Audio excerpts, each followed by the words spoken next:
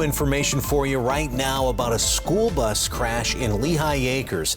It happened around 6:45 this morning on Alabama Road, just south of Paddock Street. The Lee County School District says 4 students were on the bus when this crash happened, but none of them were injured. The district did tell us that the driver had a cut that required some medical attention. The district says there were 2 people in the other vehicle and one had to be taken to the hospital, but should be okay. Well, right now, Cape Coral Firefighters are working to contain a brush fire. It's on the west side of town, just north of Pine Island Road, here near the stretch of road where Dorado Blvd turns into Cetus Parkway. The Florida Forest Service says it's burned about 10 acres. Firefighters have been in that area all night. They say sparks from a lawnmower hit a piece of barbed wire, and that's what sparked this fire. Fox 4's John Barron is live near where the fire is to see how firefighters are doing in containing it. John?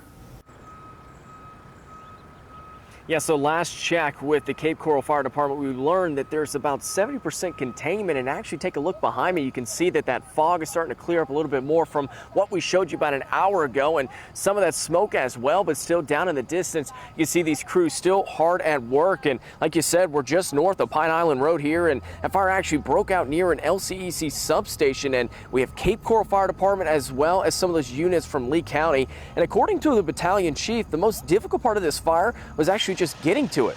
He says that downed trees and hurricane debris made it hard for them to actually access this fire, and that's why the agencies from Lee County were actually called out to help.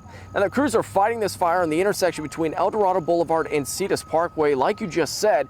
And the battalion chief also wants to remind everyone that because the conditions are dry, we need to take extra precautions. He wants to make sure that everybody has a 30-foot barrier around their home to make sure it's protected in case this fire does break out.